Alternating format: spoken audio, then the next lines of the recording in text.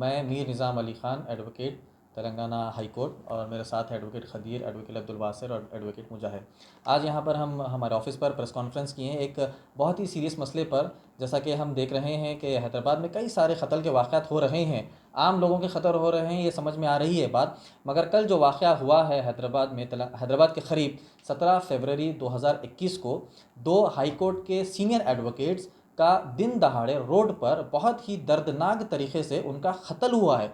यानी husband and wife का क़त्ल हुआ है दिन दहाड़े रोड पर। तो इसका हम बहुत ही शदीद अल्फाज में कंडम करते हैं। इसको जो हम ये रिक्वेस्ट करते हैं पुलिस डिपार्टमेंट से और हुकूमत तेलंगाना से कि जो भी एक्यूज़्ड है उनके ख़िलाफ़ जल्द से जल्द कार्रवाई हो। कार्रवाई ये हो कि जल्द से जल्द उनको कुछ सज़ा दी जाए। ऐसा नहीं कि ट्रायल लंबा चलते जा रहा है, इमीडिएटली उनको पकड़ा जाए। मैं बात ये कहना चाह रहा हूँ कि आम तौर पर जैसा लोगों का क़त्ल होता है, हम बात समझ में आती है, हाँ भाई किसी बात पर हो गया, मगर ये जो एडवोकेट्स का क़त्ल होना, ये जुडिशरी पर अटैक है, लॉ पर अटैक है, कॉन्स्टिट्यूशन पर अटैक है और हमारी डेमोक्रेसी पर ये बहुत बड़ा अटैक है। क्योंकि एडवोकेट्स, जैसा कि हम जानते हैं कि एक ऑनरेबल प्रोफेशन है और एडवोकेट्स का जो काम होता है, जैसा कि पूरी दुनिया जानती है कि किस तरीके से हमको बात कर कर किस तरीके से बेगुनाह को बचाने का हमारा काम होता है। तो उन पर ही क़त्ल कर देना, उनको ही दिन दहाड़े, ऐसा नहीं कि रातों रात ये काम है, दिन दहाड़े बीच रोड पर, वो भी हाईवे बीच रोड पर इस तरीके से क़त्ल होना,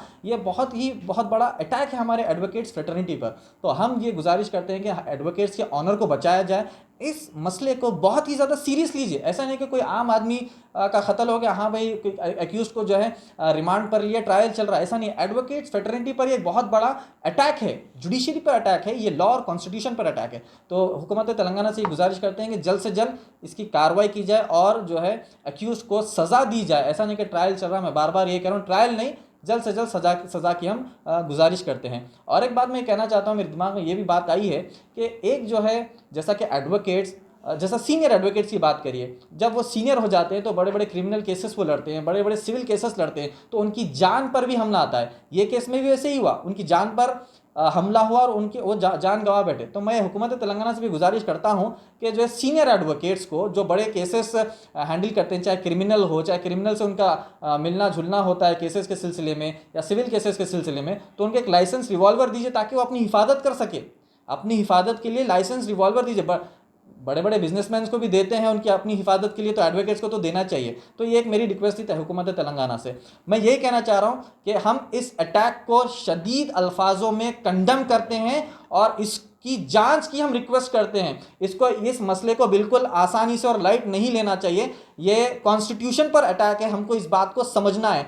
और मुआशरे में जो ऐसे राउडी शीटर्स घूम रहे हैं जिनको खुलेआम छोड़ा जा रहा है, हाँ हम जानते हैं कई राउडी शीटर्स पर पीडी एक्ट लगाकर उनको जो है अंदर डाला जा रहा है, मगर और ऐसा काम आगे बढ़ना चाहिए और भी लोगों को जो है अंदर करना चाहिए ताकि इस तरीके के वाक़यात कम हो सके। आम आदमी की भी जान बचना चाहिए और जो है एडवोकेट की भी जान बचना चाहिए। हो सके मिसाल के तौर पर आगे हम फ्यूचर में ये ना देखें कि किसी एडवोकेट का भी एक साथ ऐसे ही हाल हो गया, किसी पुलिस वाले के साथ भी ऐसे ही हाल हो गया, तो लॉ एंड ऑर्डर बहुत ख़राब हो सकता है अगर ऐसा माहौल सही नहीं रहा। तो हम यही कहते हैं कि लॉ एंड ऑर्डर को सही करिए। और इस मसले पर यही कहना चाहते हैं, एडवोकेट्स के ऑनर पर यह बात आई है तो हम प्रोटेस्ट कर रहे हैं और प्रोटेस्ट जारी जब तक रखेंगे जब तक हमको एडवोकेट फ्रेटर्निटी को इंसाफ ना मिले।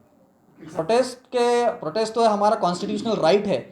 प्रोटेस्ट कॉन्स्टिट्यूशनल राइट है, वो करना हमारे लिए जायज़ है। आर्टिकल नंबर 19 के तहत कॉन्स्टिट्यूशन में प्रोटेस्ट करना जायज़ है। अब जो है अगर हंगामा हो गया प्रोटेस्ट में, अगर कोई प्रोटेस्ट में अगर कोई जो है ऐसा कोई हरकत हो गई, बड़े बड़े नारे लगा दिए या फिर वैंडलाइज करने की कोशिश करे, तो पुलिस लॉ एंड ऑर्डर बचाने के लिए गिरफ्तार करना ही पड़ता है। मगर गिरफ्तार का माना ऐसा नहीं है कि उनको जेल में डाले, काउंसलिंग वगैरह कर पुलिस स्टेशन से उनको भिजा दिया जाता है।